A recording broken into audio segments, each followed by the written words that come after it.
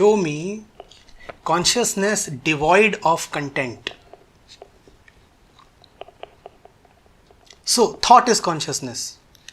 Show me thought devoid of content. Tell me that you are thinking about nothing. When you think, don't you think about an object? So, is there thought without object? Try thinking objectlessly. So, consciousness is nothing but its own content. Consciousness is nothing but its own content.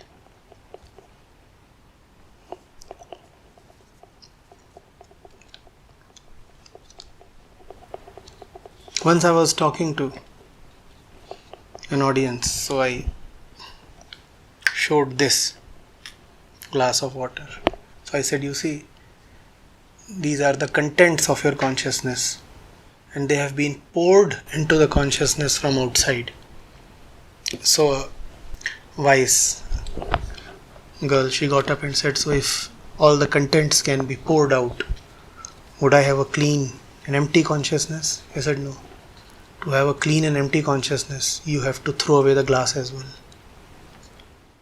You cannot have the glass and not have anything in it. For when the water goes out, the air rushes in.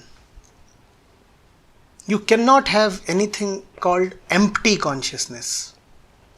Empty consciousness is no consciousness. Consciousness does not like a vacuum.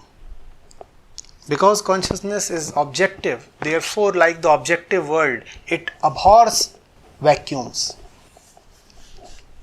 Whenever you have a very low pressure area, you know what happens, right? It tries to suck in anything and everything from everywhere. And it doesn't differentiate. Whatsoever can be sucked in, would be sucked in.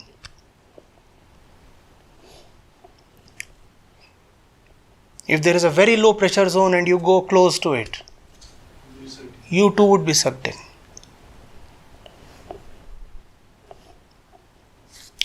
That is consciousness. Consciousness and its contents are inseparable. I know some teachers have talked of consciousness without content. That is a euphemism. That's a way of addressing zero consciousness or no consciousness. There is no point talking so much about consciousness because consciousness is conditioned.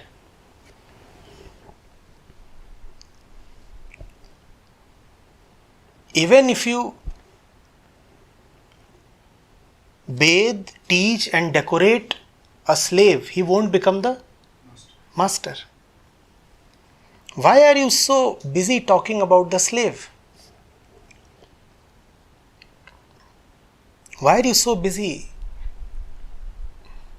attending to and glorifying and investigating about the slave?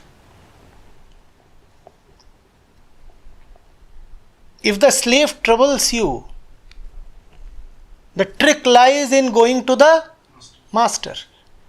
And once you are with the master, the slave would fall in line on his own. And that's where the intellectuals are missing the point. The psychologists are missing the point. They too talk of consciousness.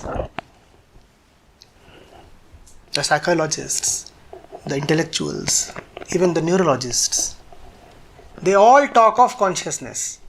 And they are busy looking at nothing but the consciousness. The slave is behaving erratically. A mean slave who has come to acquire bad manners. And what are all the intellectuals and the psychologists doing? They are trying to teach the slave a few good manners. What does the mystic do? He ignores the slave.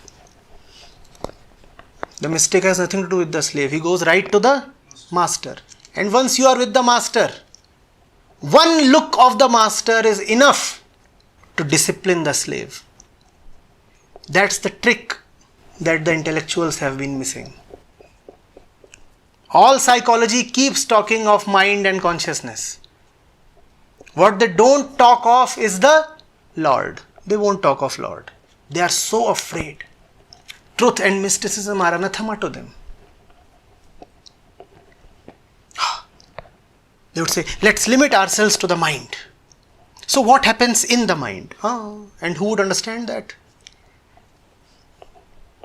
If the mind were smart enough to understand itself and its rubbish, why would it stay engaged in rubbish?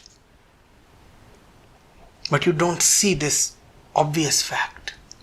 You want the mind to understand the mind, knowing fully well that that which you want to understand is stupid, and that is why you want to understand it.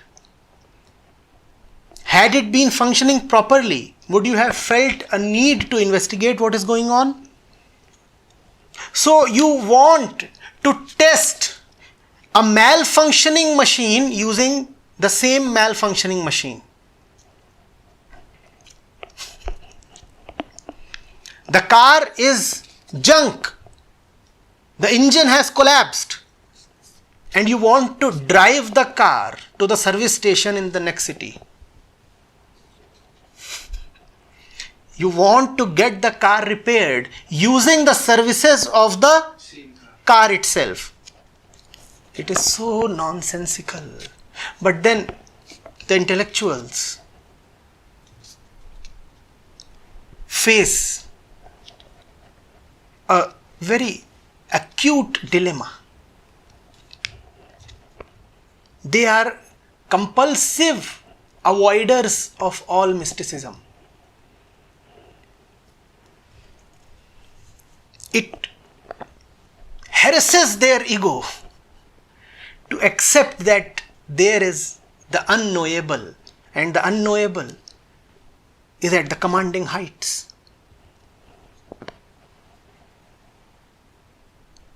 They would rather self-destruct than devote the self. You see, man is more terrified of psychological death than physical death. And the psychological life is the life of the ego. And the ego says, I can accept anything and everything except mysticism. That's the mark of the stupid man. To him, everything exists except him. All else is a possibility. The unknowable one is not a possibility. He says, I am very open-minded. I am a liberal, but he is greatly illiberal. Because he does not even want to consider the possibility that and that alone exists.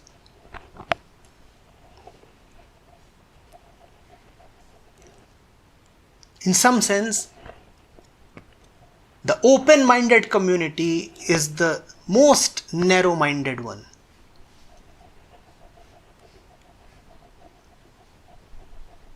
Their minds are so narrow that nothing broad, nothing immense can gain entry into it.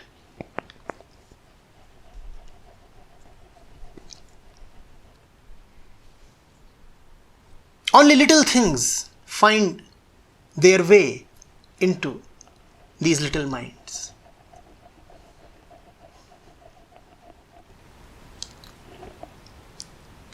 Are you getting it?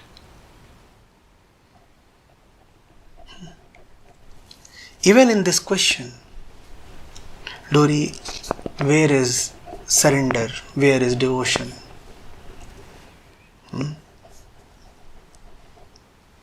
These things that you are asking cannot be grasped intellectually. Why don't you see that the intellect is such an incapacitated organ?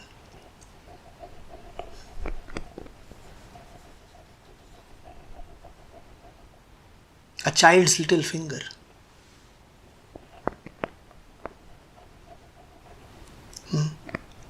And you want to move the mountains.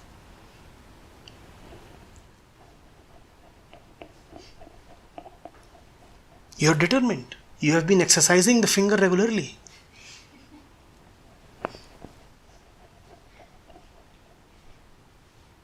It's a very muscular finger now. The Himalayas are shivering.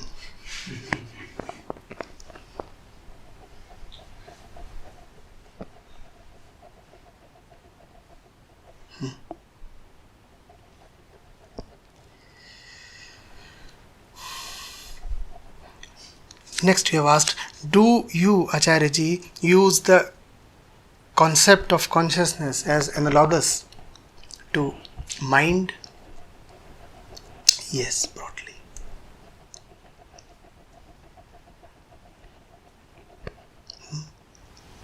States of consciousness, happenings in consciousness are the states of mind and the happenings in mind.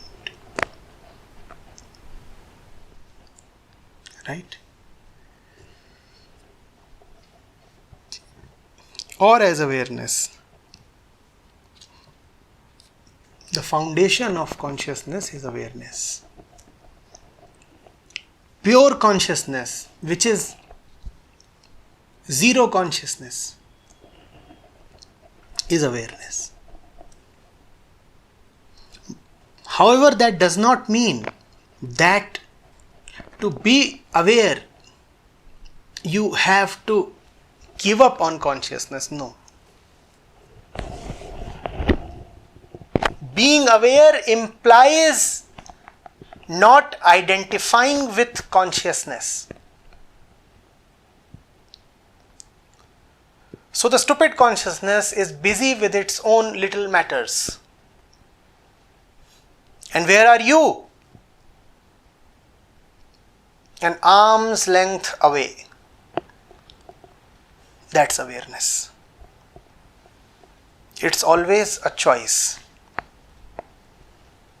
to abide in awareness or to fool around in the domain of consciousness.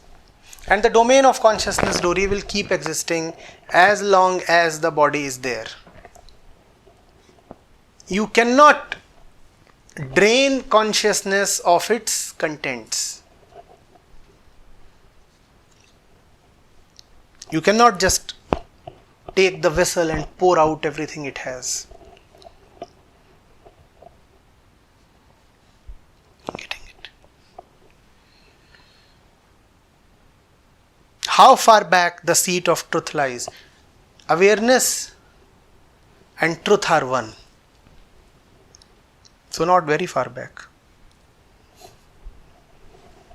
Just one step behind. Just one step behind. You are standing on the edge of the cliff.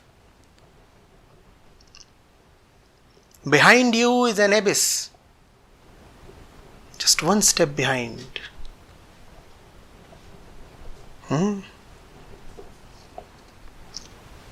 Close your eyes and take a step backwards. Taking that one step backwards is therefore so impossible to most people. Because the very dimension changes. You can take innumerable steps forward and the dimension remains the same. But behind is an abyss. That one step will not allow you to remain the one you are.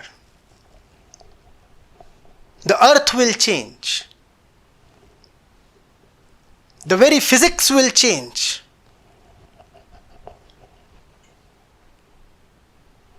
Your very station will change. You will change. That's why that one step is the most difficult thing in the world. And the saints therefore have gone on wondering that why is the Lord so inaccessible when He is always so close by. Now you see why He is so inaccessible. Where is He? Just one step behind. But you are standing on the edge of the cliff. And your eyes are always looking at the ground, not at the abyss. However, you are instinctively aware that there is no ground behind you. So taking that one step backwards is impossibly difficult.